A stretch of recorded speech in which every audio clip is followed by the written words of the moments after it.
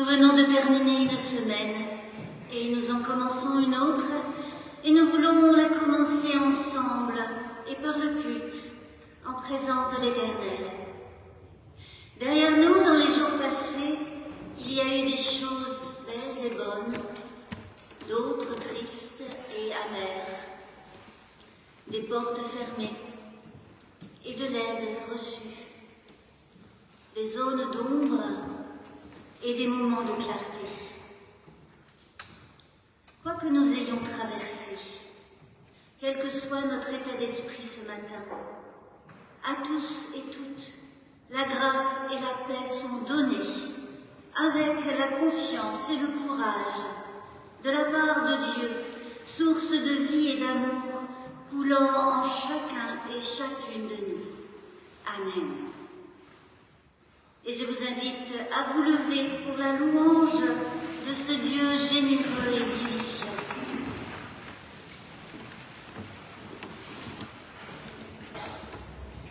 Tu n'as pas dit « je suis », mais « je serai ». Au fini, tu préfères l'infini. Tu te méfies infiniment des limitations, des définitions. Le grand large te va mieux que le confinement. L'horizon t'enchante, mais la prison t'épouvante. Du passé, tu secoues la poussière. Celles et ceux qui regardent en arrière marchent de travers. Tu es en nous le possible qui veut naître, la vie qui veut vivre, le désir qui veut désirer, la patience qui veut patienter, la faim qui veut avoir faim, la persévérance qui veut persévérer. Tu es la promesse qui déborde le doute et le doute qui interroge nos paresses. Tu nous prends à revers, tu nous bouscules jusqu'à provoquer en nous la question « Qui es-tu » Et cette question ouvre le chemin pour notre vie et nous te louons pour cela. Amen.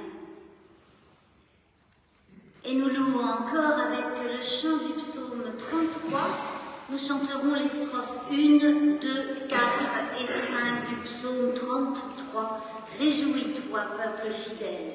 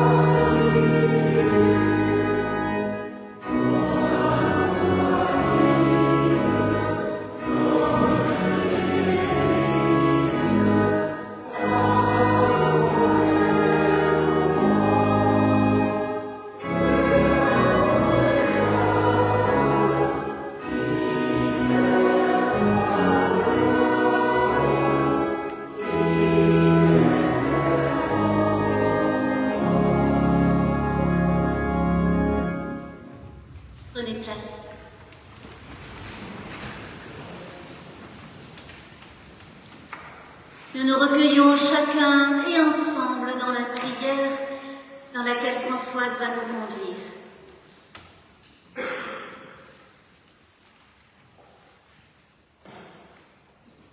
Voici, Éternel mon Dieu, tout est là. Ce qui marche et ce qui ne marche pas, ce qui arrive et ce qui n'est plus là, ce que je suis et ce que je ne suis plus. Tout est là. Ce que j'attends et ce que tu promets, ce qui m'illumine et ce qui m'enferme, ce qui est visible et ce qui ne se voit pas. Tout est là.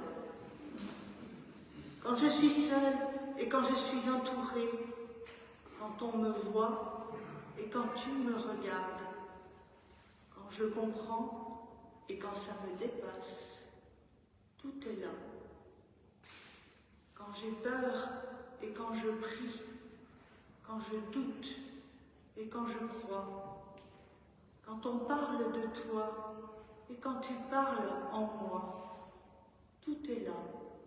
Et toi, tu recueilles tout. Amen.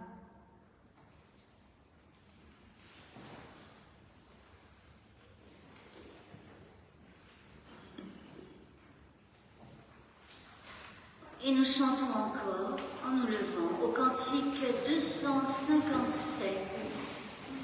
Dieu des louanges soit béni.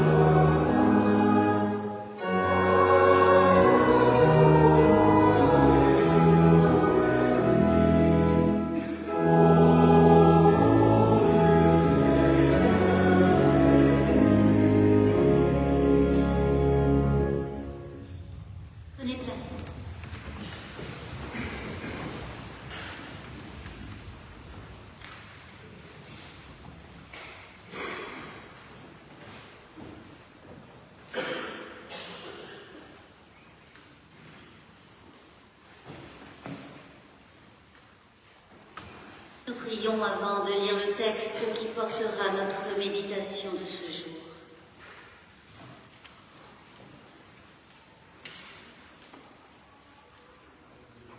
Notre Dieu, nous nous tournons vers toi, nous nous ouvrons à toi, afin que dans les paroles humaines que nous allons entendre, nous puissions chacun entendre aussi dans notre cœur la parole que tu veux nous adresser aujourd'hui. Viens toi-même, par ton esprit, afin que de ces paroles nous recevions la nourriture spirituelle dont nous avons besoin pour avancer sur notre route. Amen.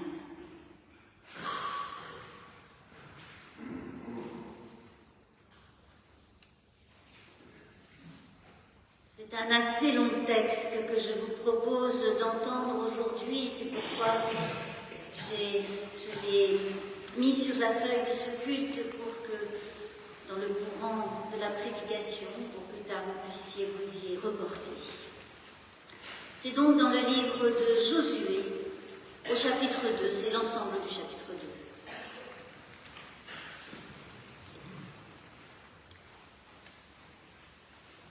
Josué, fils de Nun, envoya secrètement de Chittim 2 espions en disant « Allez voir le pays et Jéricho ». Ils partirent, entrèrent chez une prostituée nommée Rahab et couchèrent là.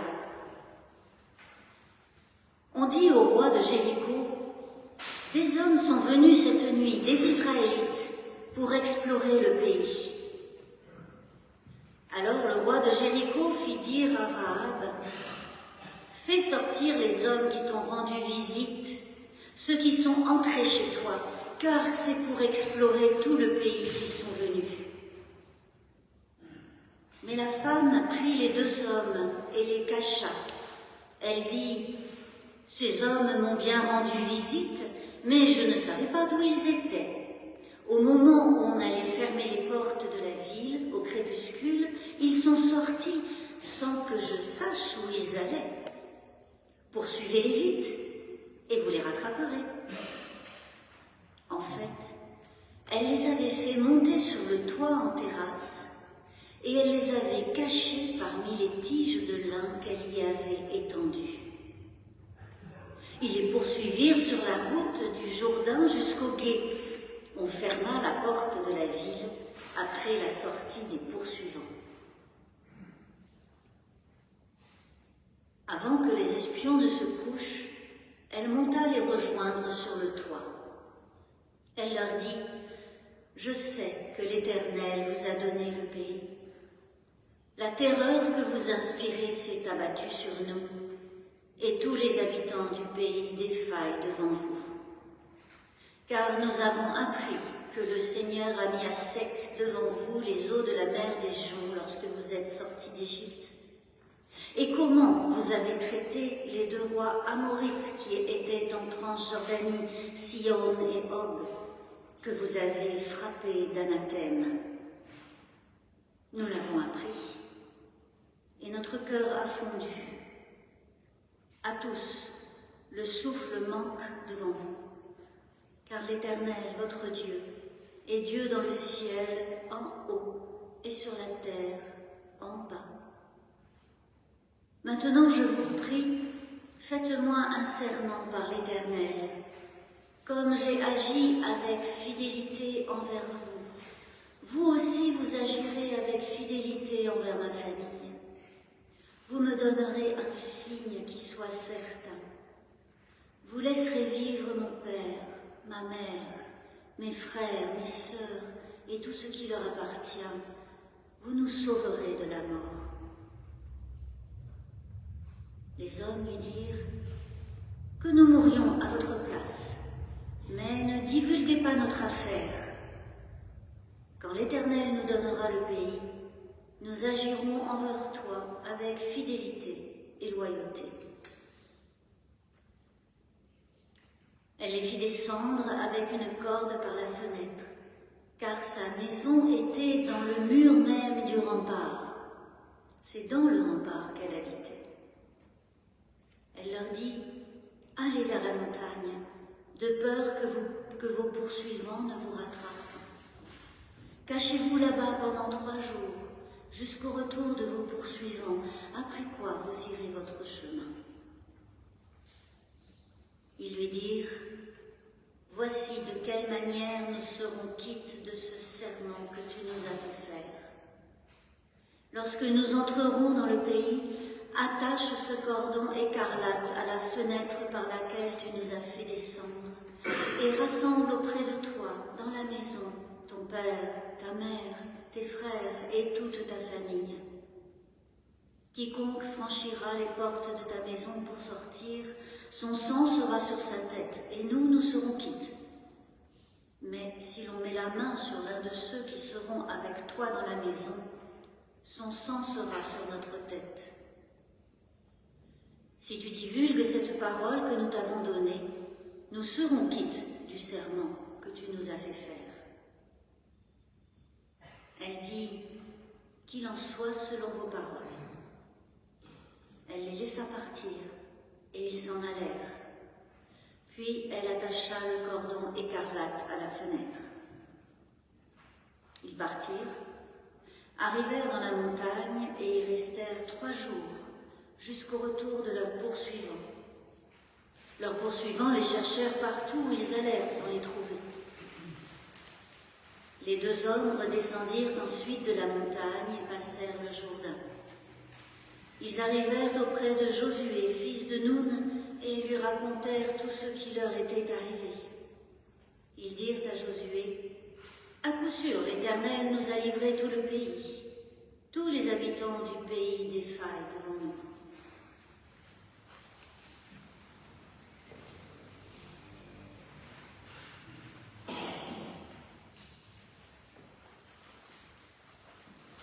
Dans l'Évangile selon Matthieu, Rahab est citée dans la généalogie de Jésus. Elle est la mère de Boz, celui qui épouse Ruth la Moabite. Rahab est donc l'arrière-arrière-grand-mère du roi David. Pour Matthieu, elle est une figure remarquable, et cela tient à ce seul récit du livre de Josué. Dans le Nouveau Testament, l'auteur de l'épître de Jacques et celui de l'épître aux Hébreux la mentionnent également comme un exemple de foi.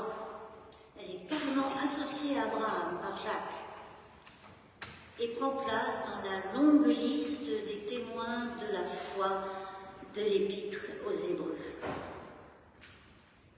Nous pouvons effectivement le comprendre puisque Rahab, étrangère au peuple d'Israël, choisit délibérément le peuple et le Dieu des Israélites en protégeant les 2 espions envoyés par Josué à Jéricho. Et puis elle le fait avec une confession de foi que les 2 hommes et Josué lui-même, qui conduit le peuple après la mort de Moïse, auraient tout aussi bien pu prononcer « L'Éternel, votre Dieu, est Dieu dans le ciel en haut et sur la terre en bas. » Mais quelle est la foi de Rahab? Plus exactement, quel est le Dieu dans lequel Rahab place sa foi?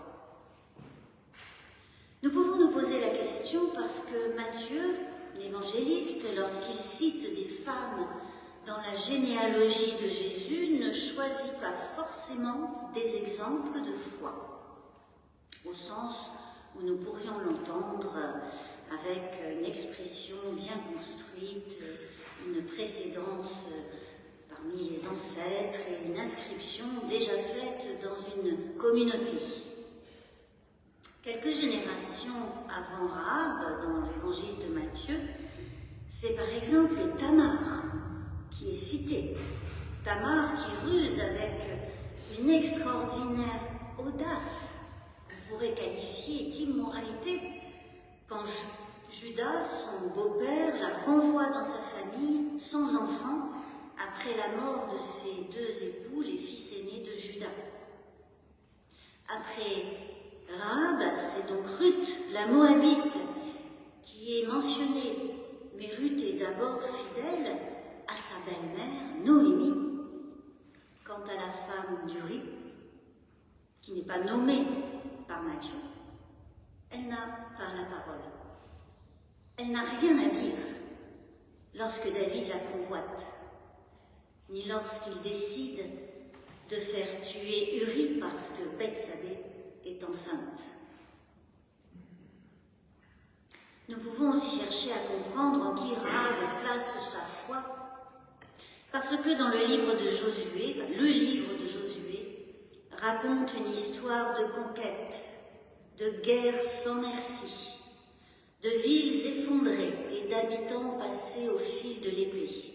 Tout cela au nom du Dieu qui a libéré son peuple de l'esclavage en Égypte, pour l'emmener, le conduire dans une terre promise dans laquelle ce peuple va entrer en traversant le Jourdain. Et Jéricho est là, de l'autre côté du Jourdain. La terreur que vous inspirez s'est abattue sur nous, et tous les habitants du pays défaillent devant vous.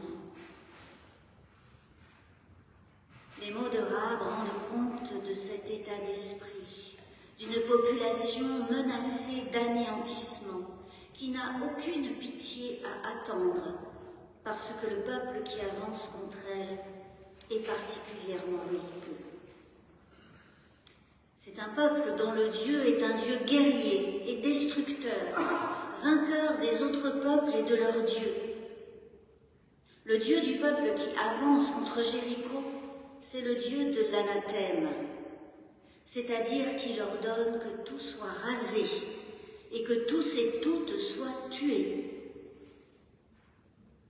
Nous l'avons appris et notre cœur a fondu. À tous, le souffle manque devant vous. C'est à cause de cette terreur que Rahab cache les deux espions, qu'elle dirige délibérément sur une fausse piste les soldats du roi de Jéricho. Est-ce pour sauver sa peau qu'elle a l'audace de mentir aux uns et de protéger les autres? Est-ce la menace de l'anathème qui la motive? Si c'était cela, Matthieu ne l'aurait certainement pas inscrite dans la généalogie de Jésus, et nous n'aurions rien à comprendre que nous ne sachions déjà, tant la violence qui s'approche de Jéricho s'est manifestée au long des siècles et aujourd'hui encore, provoquant toutes sortes de comportements, du pire au meilleur, de la cruauté à la solidarité, du déni à la contestation. Rahab est environnée de violence, celle annoncée par la venue des espions, celle des soldats de Jéricho, violence devant laquelle une femme prostituée cananéenne ne pèse vraiment pas grand-chose. Et pourtant, Rahab ne cède pas. Dans ce livre rempli de fureur et de sang, Rahab fait brèche, et en cela, elle aide à penser à la fois la violence et la résistance à son déchaînement. Elle nous aide à penser pour aujourd'hui.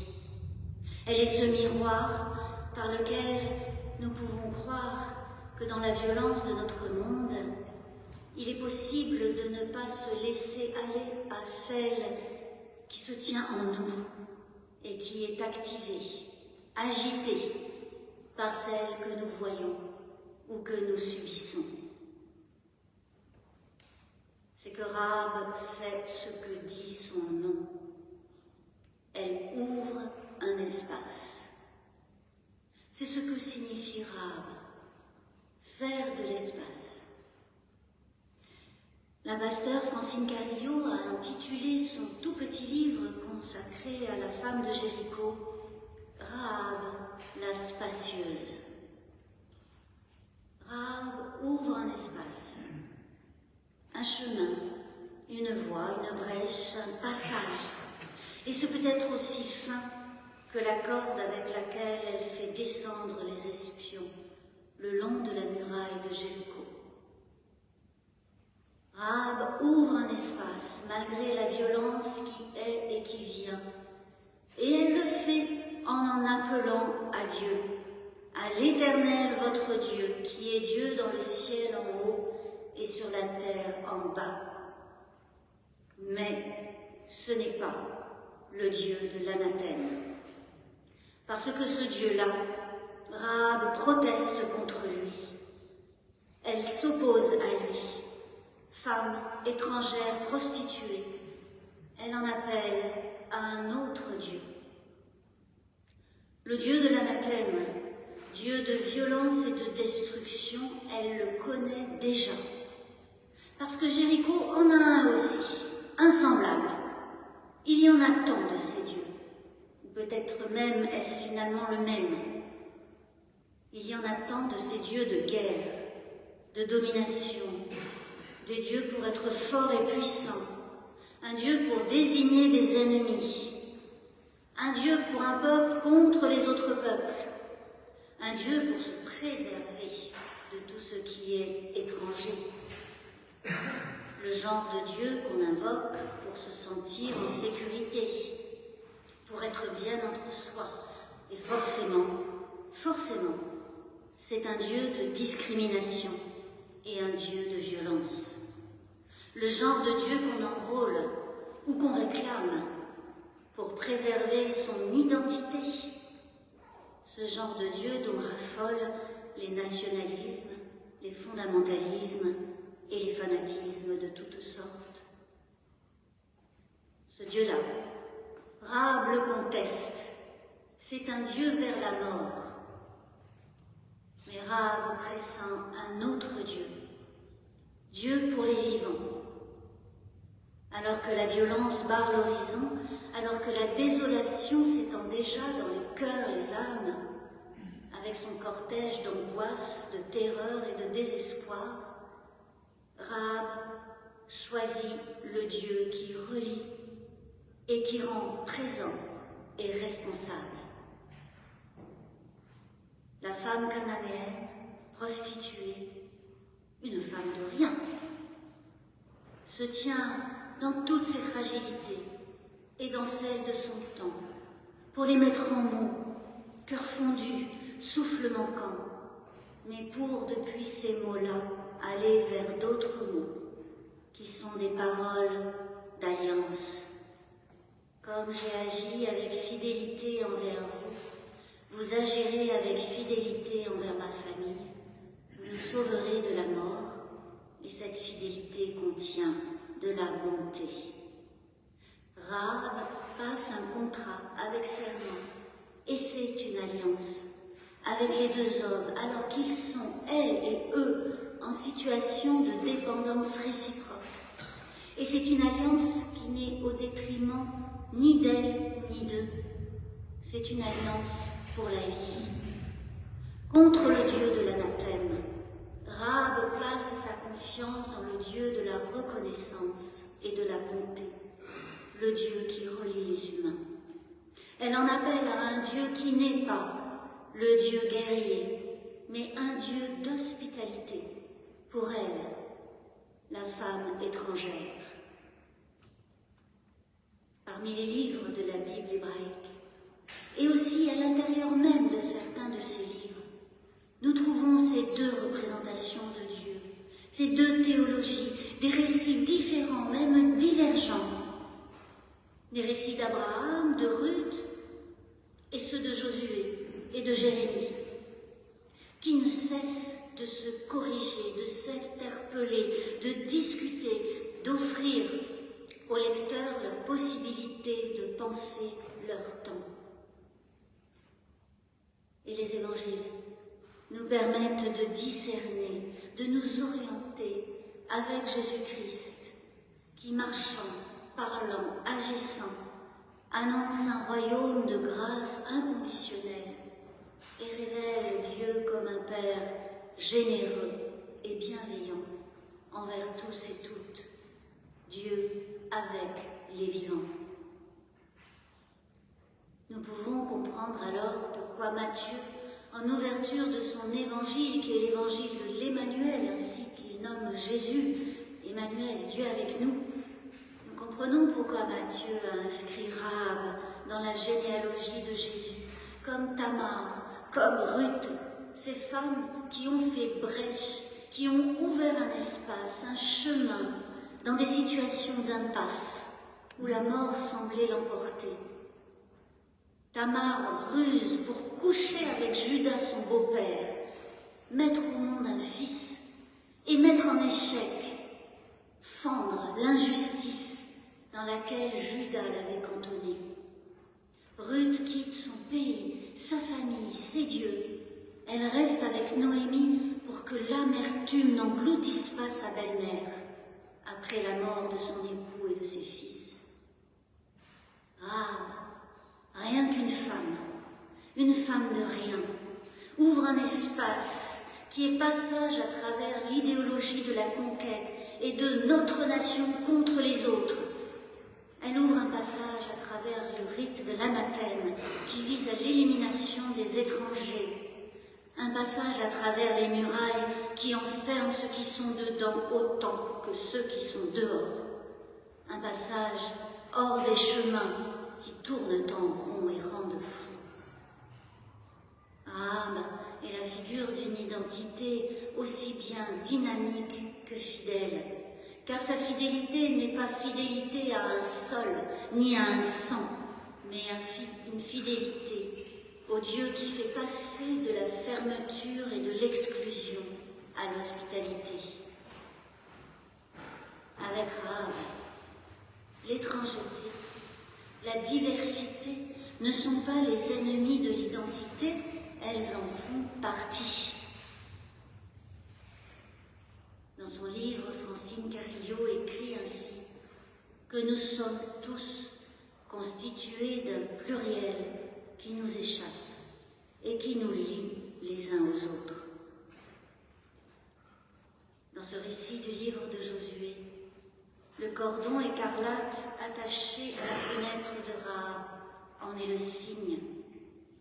Ce n'est pas grand-chose, franchement, mais il est là, dans le récit, pour rappeler aux Hébreux qu'ils sont le peuple de la traversée, du passage, du mouvement, de l'aventure, et que c'est ainsi que l'avenir s'ouvre, dans la disposition à ne pas s'installer, à ne pas posséder, à ne pas reproduire, à rester attentif aux personnes, aux questions, même les questions qui n'ont pas de réponse, surtout les questions qui n'ont pas de réponse, pas encore, pas tout de suite.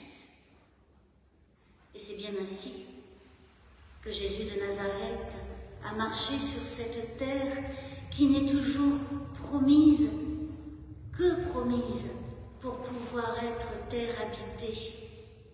Car ici, comme là-bas, comme partout, hier et aujourd'hui, posséder la terre, c'est finir par la rendre inhabitable. Dans son récit, le cordon écarlate fait toujours signe pour la vie de l'autre, différent, étranger, signe pour l'hospitalité, signe pour la transgression des discriminations et de la violence.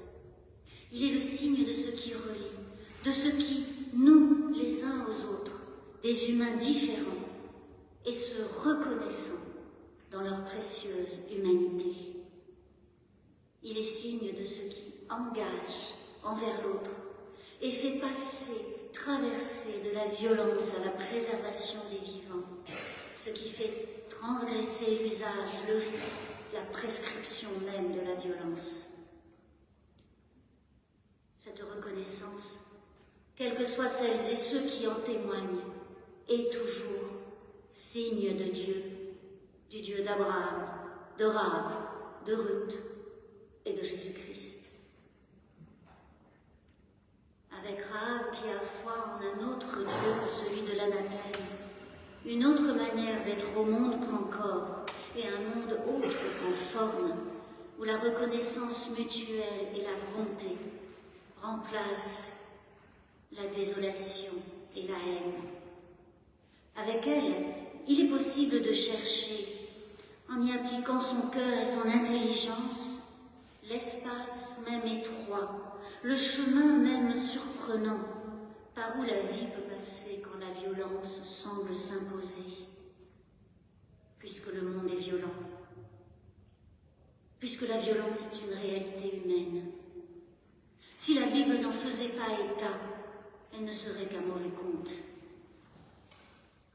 La lucidité sur soi-même et sur l'humanité, l'attention au mouvement et aux dérives accompagne chaque lecteur attentif, particulièrement à ne pas faire de Dieu le reflet du monde.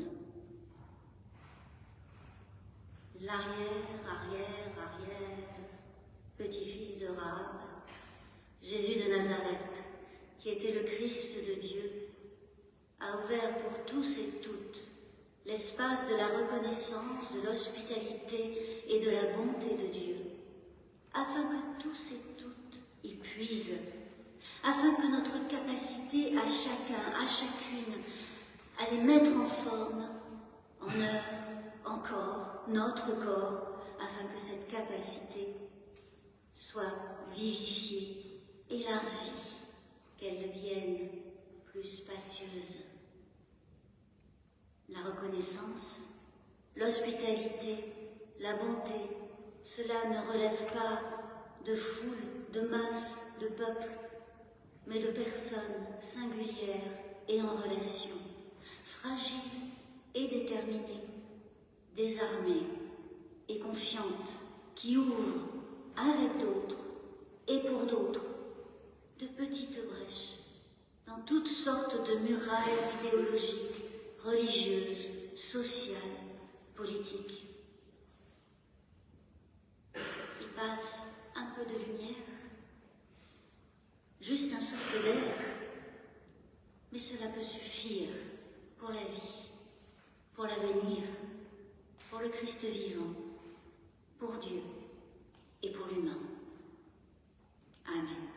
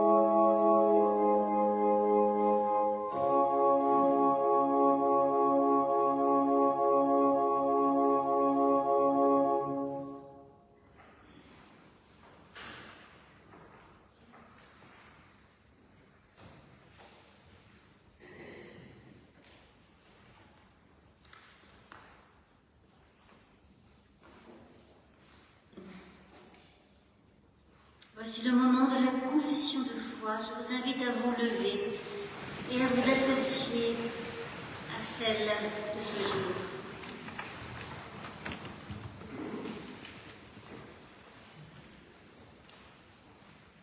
Je crois en Dieu qui est, qui était et qui vient. Je crois notre histoire habitée, soulevée, fécondée par le vivant. Dans sa parole, heureuse nouvelle, dans les signes de l'eau et du pain, dans les cris du pauvre et de l'affamé, dans les gestes du prisonnier et du rejeté, il m'attend, il me parle, mystérieux visiteur dont le souffle de vie me fouette le visage. Avec mes frères et mes sœurs, je sais qu'il habite notre aujourd'hui.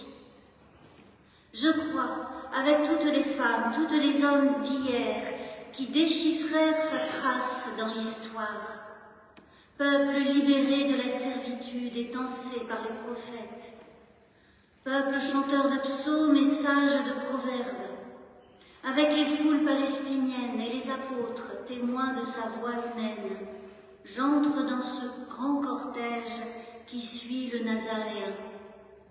Paul de Tarse, François d'Assise, Luther, Jean 23, Martin Luther King et tous les autres, ils n'ont pas cru en vain. Je crois, dans le bruissement du monde, entendre les coups qu'il frappe à la porte, discerner les pas silencieux de celui qui vient. C'est pourquoi, au chevet des malades et des agonisants, je prie. Avec tous les opprimés et les torturés, je crie. Avec tous les passionnés, je cherche. Avec les lutteurs, je milite.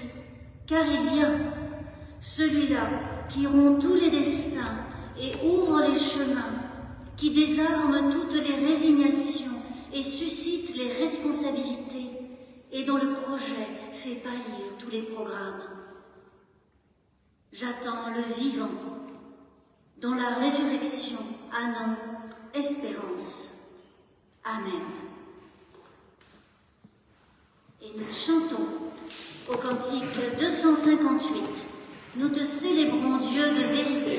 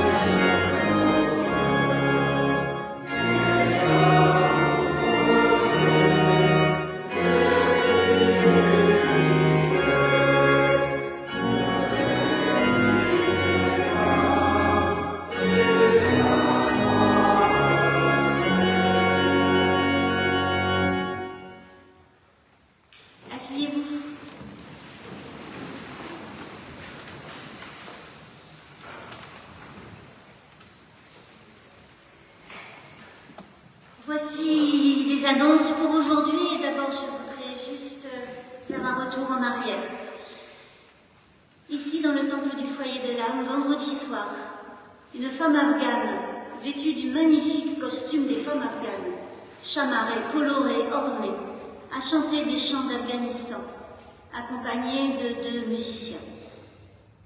Et la soirée a été introduite par l'organisatrice avec ces mots qui figurent sur la charte du foyer de l'âme. Entre ici, tu ne seras l'hôte d'aucune famille étroite. Aujourd'hui, dimanche, c'est le jour du repas des JMJ. JMJ, c'est jeunes et moins jeunes au foyer de l'âme, c'est donc tout le monde. Donc vous pouvez y participer, on apporte quelque chose à partager. Si vous n'avez rien prévu, vous pouvez aller faire un petit tour au marché ou venir comme ça. Il y a toujours eu suffisamment, largement, pour tout le monde. Juste avant le repas à la sortie du culte, vous pourrez également donner à la collecte de l'épicerie solidaire ce que vous avez pu apporter si vous n'avez pas fait en arrivant. L'épicerie solidaire de la Croix-Rouge du 11e arrondissement est une action que nous soutenons depuis un moment au foyer de l'âme.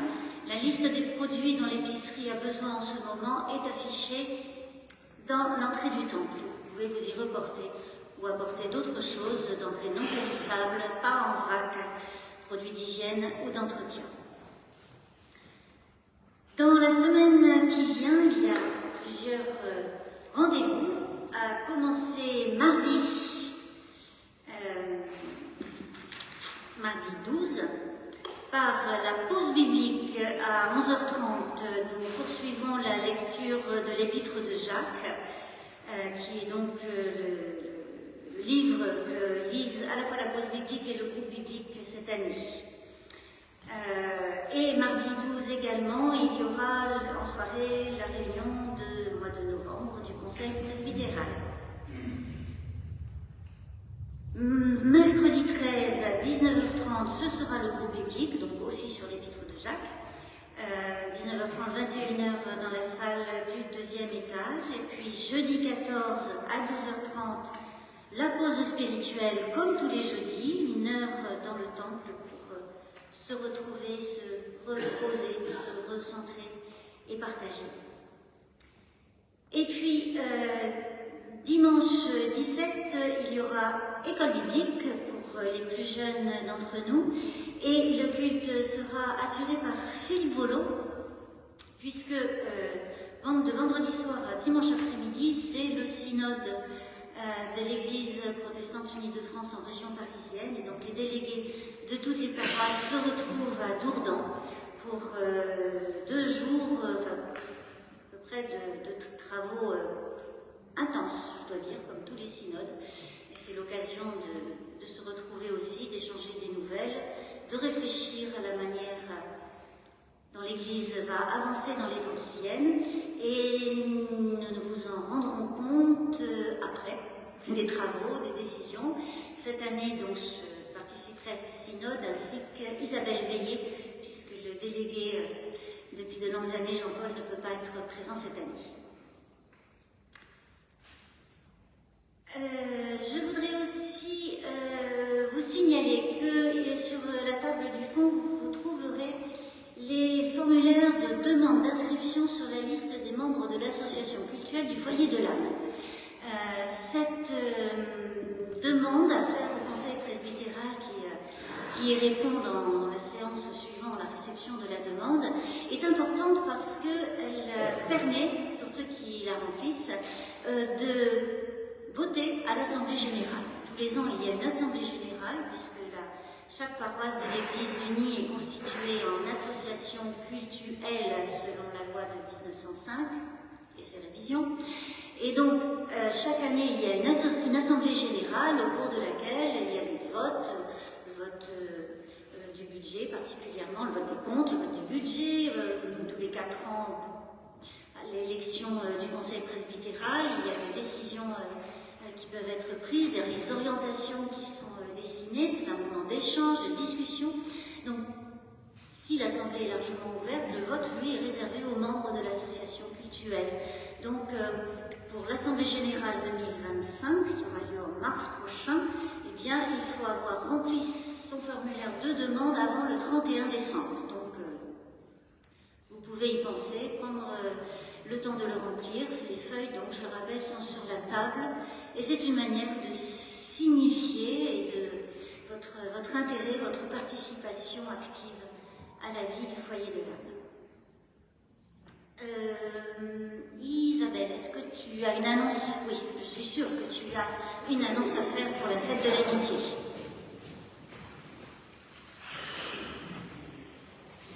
Me revoilà pour vous parler de la fête de l'amitié. Écoutez, c'est la dernière ligne droite, hein, c'est dans 2 semaines maintenant. Et vous savez, la fête de l'amitié, c'est une réalisation collective. Je dirais qu'elle se prépare avec confiance, mais qu'elle doit se préparer avec confiance parce que parfois c'est un peu stressant.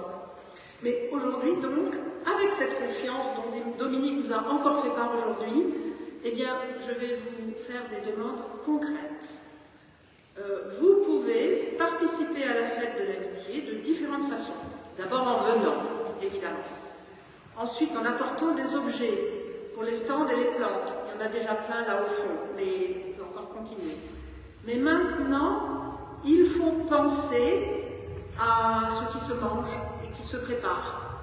Donc, des gâteaux pour le salon de thé ou pour le stand des produits gourmands, des desserts, des tartes salées, des salades composées pour le bureau du samedi, le buffet. Et puis, bah oui. Et puis, de l'aide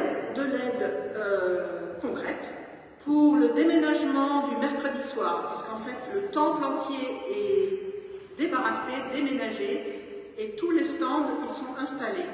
Donc, voilà, on a besoin d'aide. À partir de 18h30, 19h, et à la fin, il y a un encas qu'on partage ensemble pour ceux qui sont là et qui le souhaitent. Et pareil, dans l'autre sens, le dimanche après la fête, donc à partir de 17h.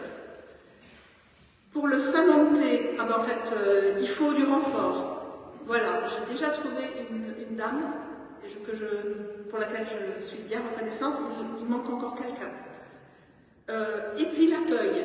L'accueil, c'est très important, c'est dans le hall, c'est pour accueillir ceux qui arrivent. Et en fait, il y a des panneaux qu'on va mettre pour renforcer cet accueil, mais il nous manque là aussi quelques personnes pour les permanences. En fait, on voudrait une permanence d'1h30 parce qu'il fait froid, 1h30 ça va. Il y a encore des trous. Et puis, vous pouvez aussi inviter vos amis. Alors, il y a quelques invitations papier que j'ai déposées sur la table au fond, mais je vais aussi envoyer d'ici peu un mailing que vous pourrez rerouter. Et la dernière chose, d'une manière générale, tout s'arrange. Et donc, en fait, la confiance est bien mise parce que finalement, il y a largement de quoi. Mais en fait, si vous disiez ce que vous comptez faire, eh bien, pour les organisateurs, ça serait encore mieux. C'est-à-dire, si vous avez envie de faire des plats, de déménager, voilà. D'avoir un peu de visibilité, ça aide. Écoutez, ça va être une très belle fête comme d'habitude. Et d'avance, je vous remercie.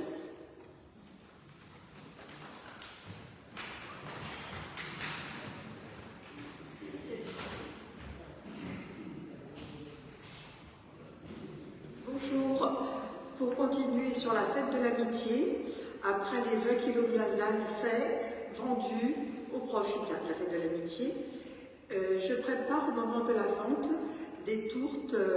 C'est un programme grec syro-libanais, donc des tartes aux épinards et aussi à la feta de brebis.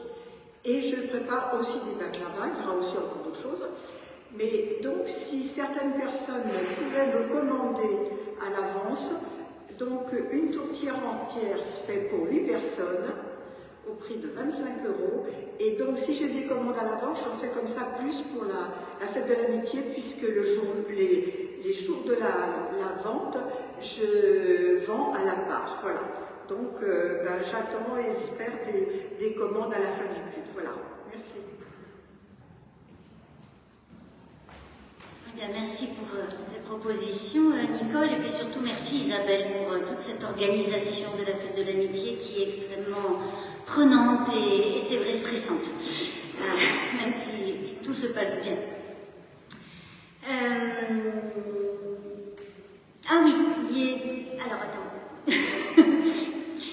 Pour Vincent a préparé encore des confitures et du miel, donc vous pouvez faire de bons achats à la sortie du culte. Et ah, j'ai oublié Ciel et Terre samedi, pardon.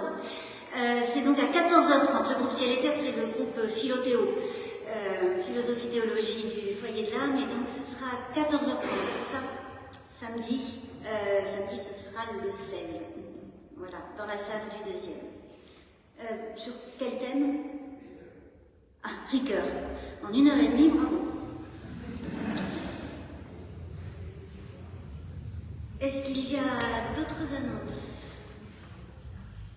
Eh bien, c'est le moment de l'offrande et que votre offrande soit joyeuse et surtout un geste de liberté et de confiance.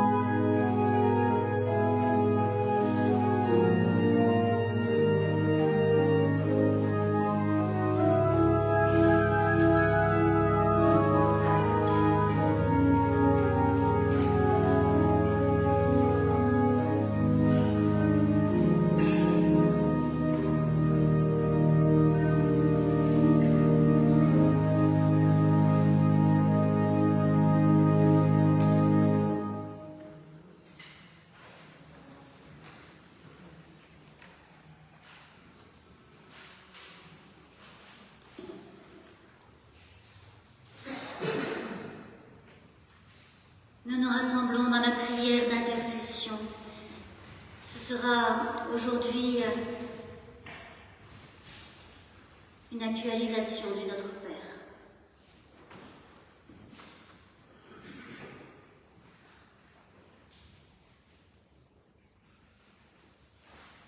Notre Père qui était dans les cieux, tu es venu habiter le cœur de tout homme. de toute femme qui t'accueille, et tu appelles inlassablement celui qui te refuse encore.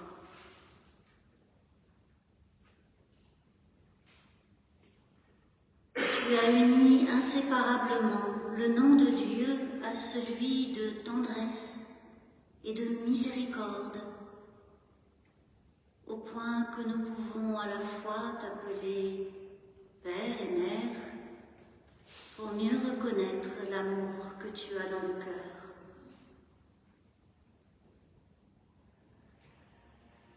Ton règne sera la réalisation de ton grand rêve de créateur. Que tous les êtres humains librement se créent, suscitent un monde de beauté, de fraternité et de justice. Ta volonté, tu l'as fait connaître en Jésus. Que nous transformions cette terre douloureuse en un lieu où la justice habite et où nous nous aimions les uns les autres.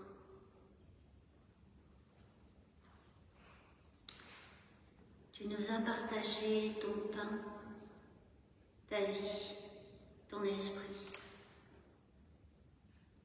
Tu nous as montré que lorsqu'un homme, même seul, commence à partager, il entraîne d'autres à suivre son exemple. Et nous savons qu'il y a assez de pain pour tous, dès le moment où nous partageons le nôtre. Tu nous as si bien pardonné que tu nous as appris le tact, le respect, la joie avec lesquels nous pouvons nous réconcilier avec nos frères et nos sœurs.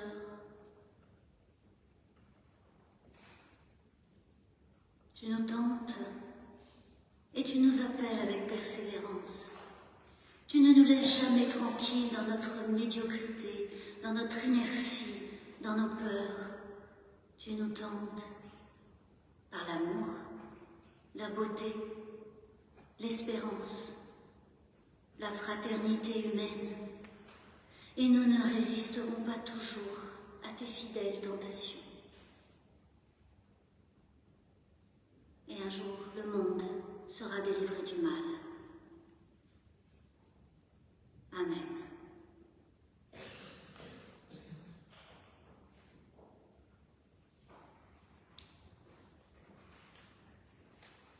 Françoise va nous dire l'exhortation qui consiste aujourd'hui dans le poème avec lequel Francine Carillot ouvre son petit livre « Rahab la spacieuse ».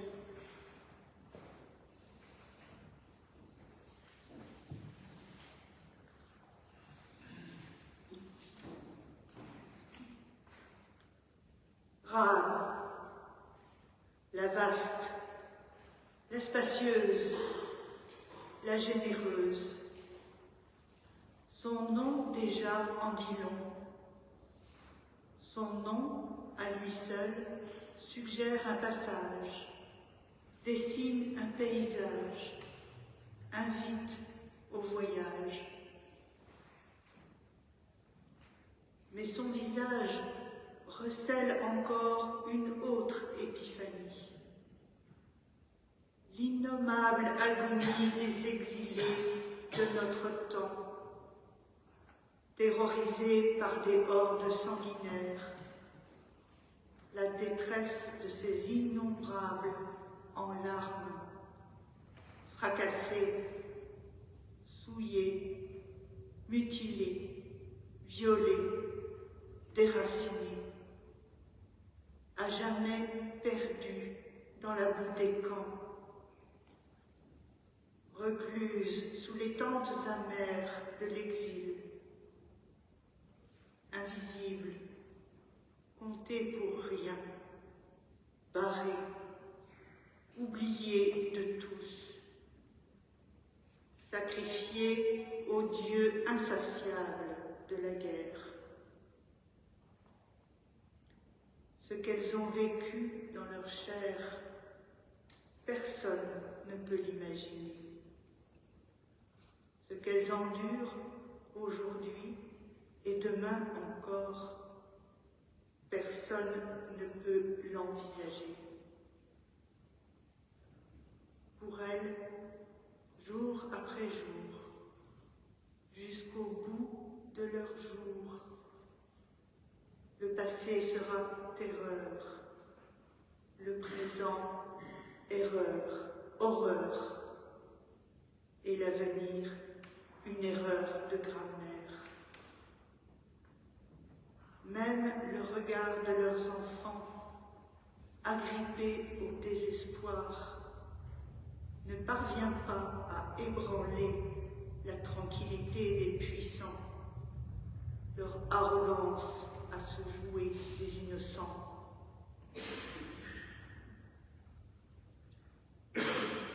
Il arrive pourtant que certaines se lèvent et s'enfuient, relèvent la tête et trouvent leurs paroles, à l'image de Rahab, l'intranquille, la tumultueuse, l'audacieuse.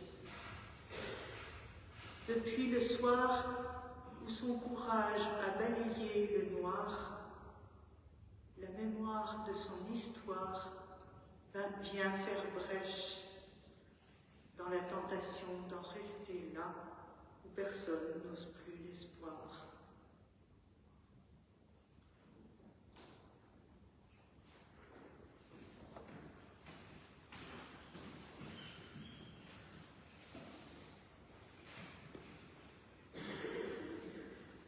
Ô Dieu de reconnaissance, d'hospitalité et de bonté, nous confions notre route. Nous nous levons pour chanter au 279, nous le chantons en entier.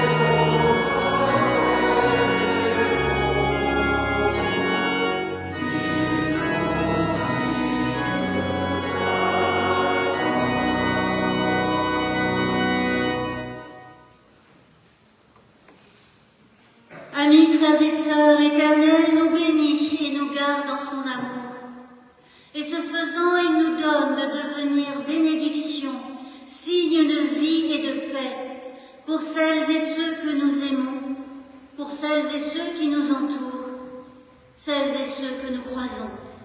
Amen.